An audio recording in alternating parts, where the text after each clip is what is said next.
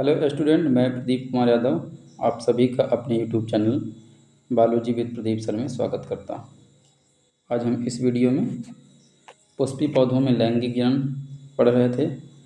उसमें जो नर भाग है उमंग, उसका जो प्रमुख भाग होता है परागकोश, जिसमें परागकण का निर्माण होता है, उसकी संरचना का अध्ययन करेंगे। तो सबसे पहले हम देखते हैं कि परागकोश की उत्पत्ति कैसे होती है। तो परागकोश की जो उत्पत्ति होती है यू स्पोरेंजिएट प्रकार की होती है। यू स्पोरेंजिएट प्रकार की होती है, अर्थात इसका जो निर्माण होता है वो आर्की स्पोरियल कोशिकाओं से होता है। अगर हम शुरू में परागकोश की अनुप्रस्थ काट का अध्ययन करेंगे तो जब परागकोश की अनुप्रस्थ काट को देखेंगे तो लगभग जो परागकोष्ठ होता है परागकोश, वो प्रकोष्ठ जो होता है परागकोश का, वो लगभग गोल दिखाई देता है। तो अनुप्रस्थ काट में परागकोश के प्रकोष्ठ लगभग गोल दिखाई देते हैं, जिसमें अंदर चैम्बर होते हैं वो गोल ही दिखाई देते हैं। और इस प्रकार से अगर देखेंगे कि परागकोश जो होता है वो निम्न 4 स्तर से मिलकर के बना होता है। तो निम्न 4 स्तरों से मिलकर के बना होता है। जो पहला स्तर होता है उसे हम अधिचर्म या एपिडर्मिस कहते हैं। एपिडर्मिस कहते हैं। जो दूसरा स्तर होता है उसे हम अंतःस्तर या एंडोथीसियम कहते हैं। उसे हम अंतःस्तर या एंडोथीसियम कहते हैं। और जो तीसरा स्तर होता है, जो यहाँ पर तीसरा स्तर दिया गया है, यहाँ पर डायग्राम में देखते हैं कि जो सबसे आउटर मोस्ट लेयर है, इसका जो सबसे बाहरी परत है, उसे हमने नाम दे दिया है एपिडर्मिस। ये जो बाहरी परत है इसे हम नाम दिए हैं एपिडर्मिस कहते हैं। और यहाँ पर जो दूसरी परत है, यहाँ पर जो दूसरी लेयर आपको दिखाई दे रही है, जिसे हम नाम देते हैं एंडोडर्मिस, एंडोथीसियम कहते हैं। हिंदी में अंतः स्तर बोलेंगे, अंतः स्तर। ये अंतः स्तर होता है। उसके बाद यहाँ पर देखेंगे ये जो दोनों परत आपको दिखाई दे रही है, ये जो दोनों परत है, जो 2 स्तर है, ये होती है मध्य परत। ये मध्य परत है। और यहाँ पर सबसे लास्ट, जो लास्ट परत आपको देखने को मिल रही है, ये है टेप्टम। टेप्टम यहाँ लघु बीजाणुधानी को चारों तरफ से घेरे रहती है और लघु बीजाणुओं को पोषण प्रदान करने का काम करती है। तो इस तरीके से अगर हम देखते हैं तो सबसे पहले जो बाहरी परत होती है परागकोश की, ये परागकोश के एक कॉर्नर की संरचना है। ये परागकोश के एक कॉर्नर की संरचना है। इस तरीके से जो परागकोश बना होता है वो 4 कॉर्नर का बना होता है।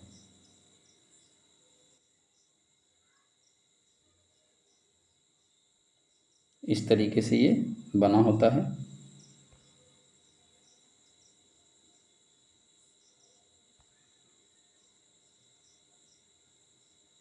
और यहाँ पर सबसे बाहरी परत अगर ये हो जाती है तो इसे हम नाम क्या देते हैं, वाह अधिचर्म। क्या नाम देंगे, अधिचर्म बोलेंगे। और इसकी जो दूसरी परत होती है, इसकी जो दूसरी परत होती है उसे हम अंतः स्तर बोलेंगे। यहाँ पर इसकी जो दूसरी परत हो जाएगी उसे हम अंतः स्तर बोलेंगे। एक ही कोश की ये भी होती है। यहाँ पर जो तीसरी परत होती है, यहाँ पर जो तीसरी परत होती है, जिसे हम मध्य परत बोलेंगे, जिसे हम मध्य परत कहते हैं। और यहाँ पर अगर मध्य परत की बात करते हैं तो बाह्य और आंतरिक स्तर पाया जाता है। यहाँ 2 कोशिकीय स्तर होते हैं इसके, बाह्य परत और आंतरिक परत। यहाँ 2 तरीके से होगी। उसके बाद हम देखते हैं लास्ट में जो होता है वो होता है टेपिटम। टेपिटम यहाँ अंदर की तरफ लघु बीजाणुधानियों को घेरे हुए रहती है। यहाँ पर लघु बीजाणुधानी होती है जहाँ पर लघु बीजाणुओं का निर्माण होता है। इस तरीके से ये इसको घेरे रहती है। तो इस तरीके से जो परागकोश होता है वो 4 परतों का बना होता है। तो यहाँ पर सबसे पहली परत देखते हैं, अधिचर्म की बात करते हैं। यहाँ पर जो अधिचर्म होता है उसकी हम बात करते हैं सबसे पहले। तो अगर बात करेंगे एपिडर्मिस की, तो जो एपिडर्मिस है ये परागकोश का सबसे बाहरी परत होता है और ये एक कोश के स्तर मोटा होता है। अगर हम इसकी बात करेंगे तो ये सबसे बाहरी परत है और यह एक कोशिकीय स्तर मोटी होती है, एक कोशिकीय स्तर मोटी होती है। यहाँ पर ये सबसे क्या होता है, बाहरी होता है स्तर और एक कोशिकीय स्तर मोटी परत होती है, परंतु यह उत्पत्ति में पुन बीजाणु की नहीं होती है। इसकी उत्पत्ति बाद में नहीं होती है, प्रारंभ से होती है। बाकी जो 3 बनती हैं उनकी उत्पत्ति जो होती है आर्किस्पोरियल कोशिकाओं के विभाजन के बाद। आर्किस्पोरियल कोशिकाएं जब बनती हैं उसके साथ साथ प्राथमिक भित्ति कोशिकाएं बनती हैं। उन प्राथमिक भित्ति कोशिकाओं से इन तीनों परतों का क्या होता है, निर्माण हो जाता है। आगे हम देखेंगे कि पुन बीजाणु की मीन्स आर्किस्पोरियल से नहीं होती है, ये सबसे बाहरी सुरक्षात्मक परत होती है। अगर इसको देखेंगे तो ये सबसे बाहरी और क्या होती है, सुरक्षात्मक आवरण होता है। इस परागकोश की क्या करती है, सुरक्षा करती है। और बात करेंगे एपिडर्मिस में, तो एपिडर्मिस में किसी प्रकार का रेशेदार स्थूलन, अगर यहाँ पर बात करेंगे तो एपिडर्मिस में रेशेदार स्थूलन होता है। अगर हम इसकी बात करेंगे एपिडर्मिस में, तो जो एपिडर्मिस वाह्य परत है इसमें क्या होता है, रेशेदार स्थूलन होता है, अतः इसे एक्जोथीसियम भी कहते हैं। यहाँ पर क्या होता है, रेशेदार स्थूलन होता है। इसी रेशेदार स्थूलन के कारण क्या बोलते हैं इसे यहाँ इसको एक्जोथीसियम भी कहते हैं। हम अगली परत देखते हैं। यहाँ पर अगली परत दी गई है सेकंड वाली, यहाँ पर सेकंड वाली देखेंगे जिसे हम क्या बोलते हैं, एंडोथीसियम या अंतःस्तर। हमने अभी क्या देखा, अधिचर्म या बाह्य स्तर। तो यहाँ पर जब सेकंड स्तर की बात करेंगे, जो सेकंड होता है जिसे हम एंडोथीसियम कहते हैं। अगर हम एंडोथीसियम की बात करेंगे तो एंडोथीसियम किसके नीचे होती है, अभी आपने देखा कि सबसे बाहर बाह्य परत होती है, सबसे बाहर क्या होती है, बाह्य परत होती है। तो ये क्या होती है, बाह्य परत के नीचे पाई जाती है। तो यह एंडोथीसियम की बात कर रहे हैं, तो यह अधिचर्म के नीचे स्थित होती है। यह स्तर एक कोश की मोटी परत का होता है, ये भी एक कोश की मोटी परत का होता है। परागकोश के परिपक्वन के दौरान एंडोथीसियम की कोशिकाओं की विभिन्न भित्तियों में कई तरह के परिवर्तन होते हैं। जो एंडोथीसियम होता है, जब परागकोश परिपक्व होता है तो इसमें कई तरीके से परिवर्तन दिखाई देते हैं। लेकिन अगर बात करेंगे इनकी कोशिकाओं में, तो इनकी जो भित्तियों की कोशिकाएं होती हैं, और अगर बाह्य भित्ति की बात करेंगे तो पतली होती हैं। जो बाह्य भित्ति होती है वो क्या होती है, पतली होती है। जबकि आंतरिक भित्ति अरीय भित्तियों पर, जो आंतरिक भित्ति होती है जिसे हम अरीय भित्ति कहते हैं, उस पर अल्फा सेल्यूलोज के रेशों का क्या होता है, स्थूलन होता है। और साथ ही साथ इन अरीय भित्तियों पर कैलोज का बैंड भी पाया जाता है। कैलोज का क्या होता है, बैंड भी पाया जाता है।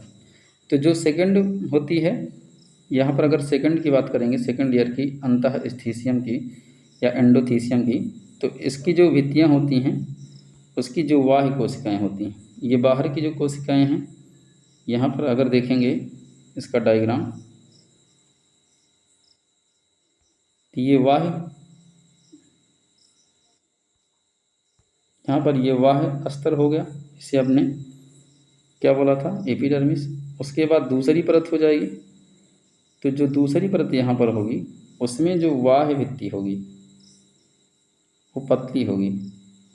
लेकिन जो अरीय भित्ति होती है उस अरीय भित्तियों पर क्या होता है, अल्फा सेल्यूलोज का स्थूलन और कैलोज, यहाँ पर क्या होता है, अल्फा सेल्यूलोज का स्थूलन होता है।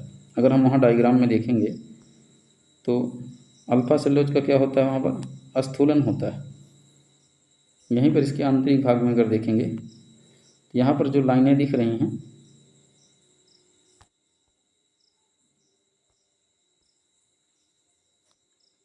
जो यहाँ पर आपको लाइनें दिख रही हैं, दूसरे स्तर में। ये अल्फ़ा सेलुलोज का क्या है, स्थूलन है। यहाँ पर क्या है, ये अल्फ़ा सेलुलोज का स्थूलन दिया गया है। अंदर की तरफ यहाँ पर क्या है, ये अल्फ़ा सेलुलोज का स्थूलन है। यहाँ पर अगर देखेंगे तो ये क्या है, अल्फ़ा सेलुलोज के स्थूलन है। लेकिन बाहर यहाँ पर कुछ दिया नहीं गया है। अगर यहाँ पर बाहर की बात करेंगे तो बाहर यहाँ पर कुछ दिया नहीं गया है, तो यहाँ पर बाहरी भित्ति इसकी क्या होती है, पतली होती है।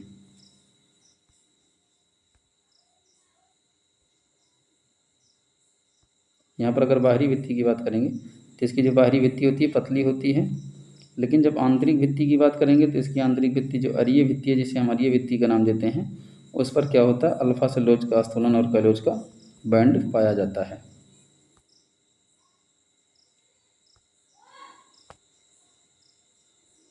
और उसके बाद अगर देखेंगे आगे, जहाँ पर अगर देखेंगे कि इन भित्तियों पर जहाँ पर कैलोज के बैंड और अल्फ़ा सेलुलोज का स्थूलन नहीं पाया जाता है, उन स्थानों को हम स्टोमियम कहेंगे। उन स्थानों को हम क्या बोलते हैं, स्टोमियम नाम देते हैं। जहाँ पर अल्फ़ा सेलुलोज का स्थूलन नहीं पाया जाता है, उसी स्थानों का नाम क्या होता है, स्टोमियम। बाद में परिपक्व होने के बाद परागकोश इसी स्टोमियम वाले स्थान से ही क्या होता है, फटता है और परागकण क्या होते हैं, बाहर निकल जाते हैं।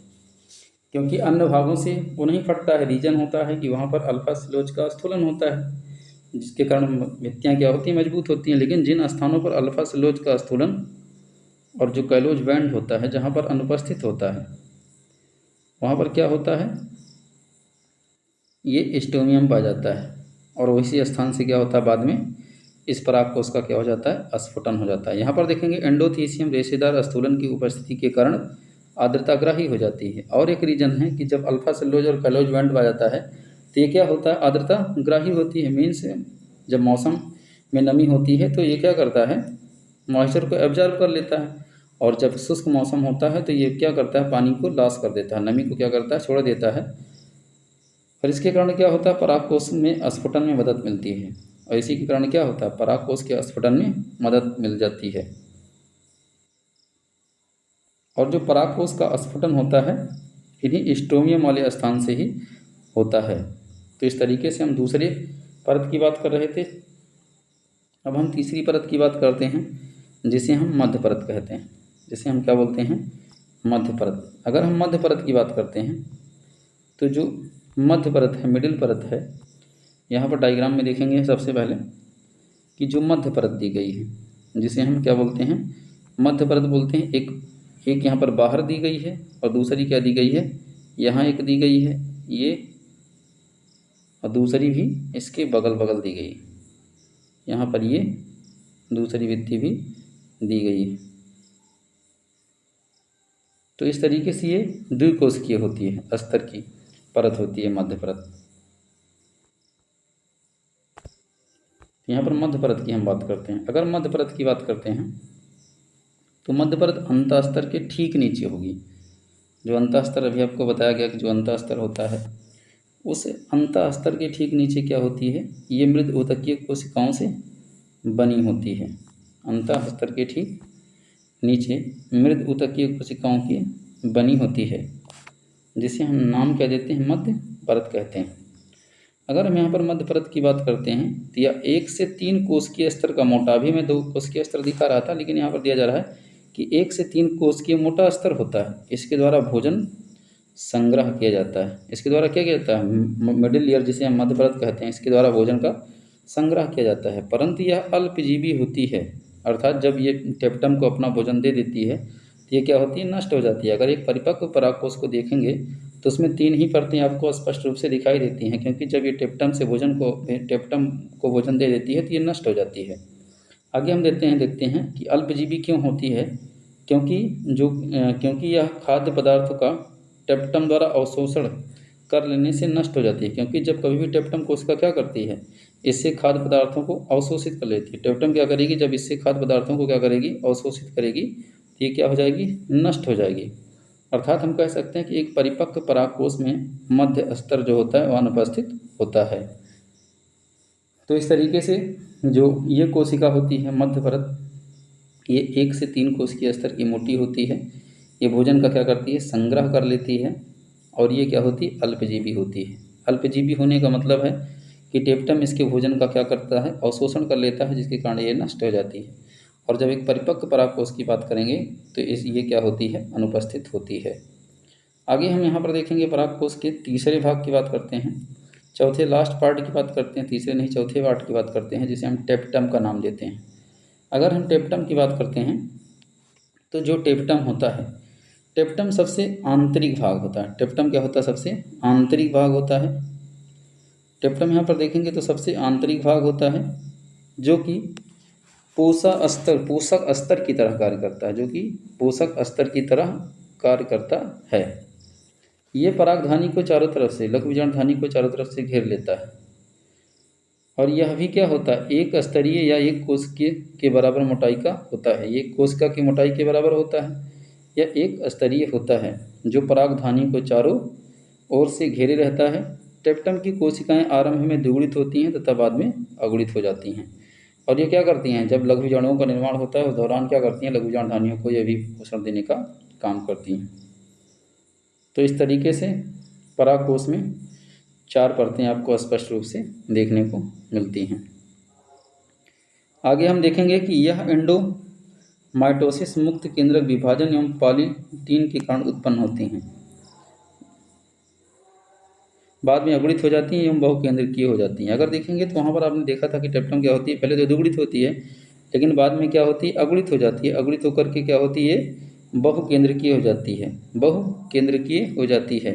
और बाद में देखेंगे तो एंडोमाइटोसिस मुक्त केंद्रक विभाजन एवं पॉलीटीन के कारण उत्पन्न होती हैं। अगर टेप्टम की बात करेंगे तो करता क्या है, टेप्टम का कार्य अगर देखने का काम करेंगे तो जो टेप्टम होता है, यहाँ पर अगर टेप्टम की बात करेंगे तो जो टेप्टम है, ये टेप्टम क्या करता है, टेप्टम मध्य स्तर से भोजन को अवशोषित करके, टेप्टम क्या करेगा, मध्य स्तर से भोजन को अवशोषित कर लेता है। जब भोजन को अवशोषित कर लेता है तो मध्य स्तर का क्या नष्ट हो जाता है और ये लघु बीजाणु मात्र कोशिका को तथा लघु बीजाणुओं को पोषण प्रदान करती है। तो कार्य अगर देखेंगे, इसका कार्य देखेंगे टेप्टम का, तो टेप्टम मध्य स्तर से भोजन को अवशोषित करके लघु बीजाणु मात्र कोशिकाओं को तथा लघु बीजाणुओं को पोषण प्रदान करने का काम करती है।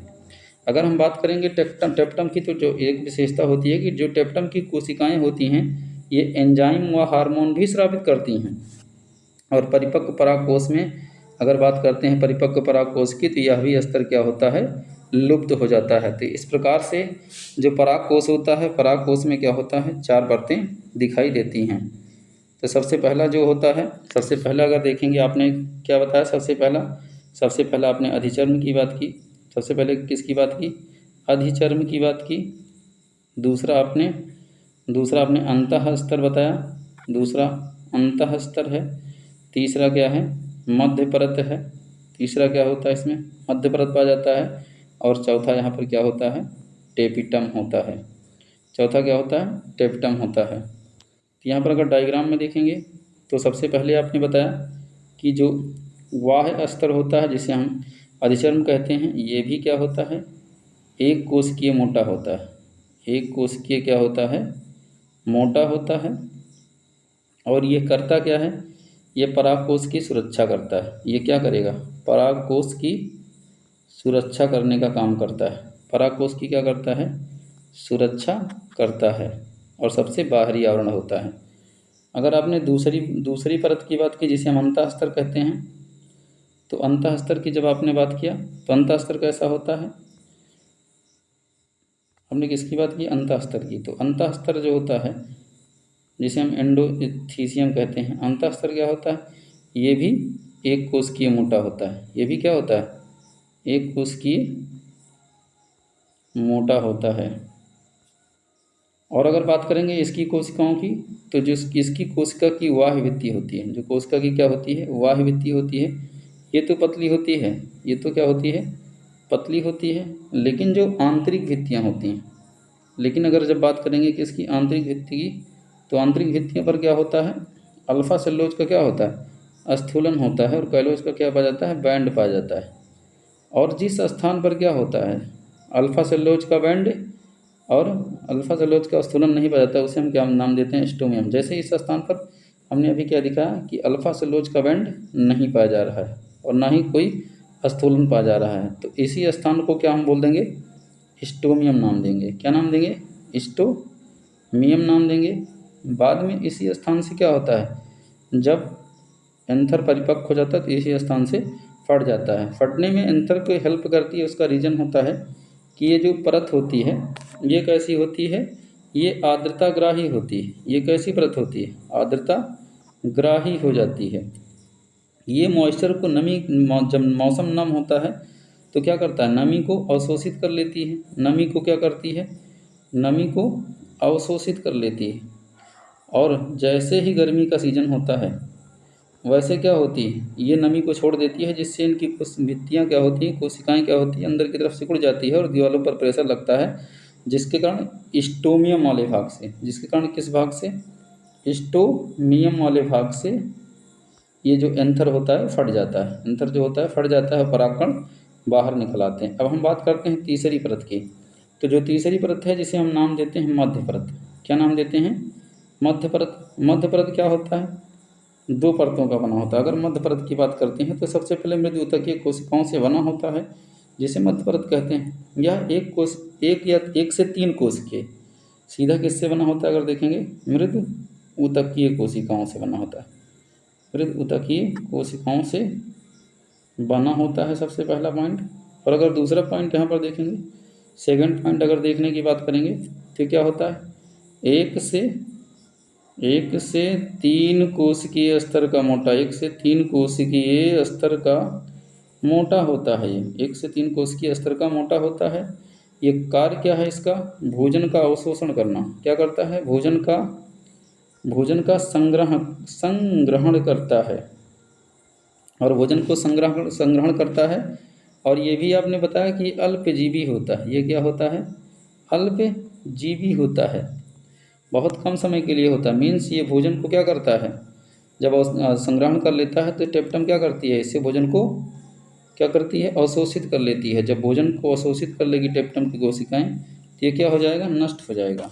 और ये क्या करता है, ये टेप्टम को भोजन मध्य परत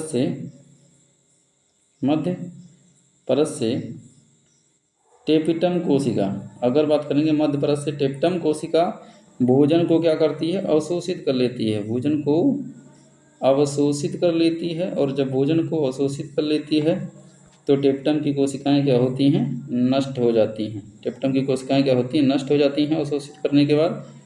और बात करेंगे हम लास्ट परत की, जिसे हम नाम देते हैं टेपिटम।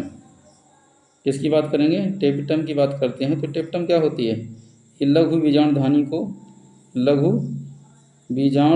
को चारों तरफ से घेरे रखती है। और क्या करती है, लघु बीजाणुधानी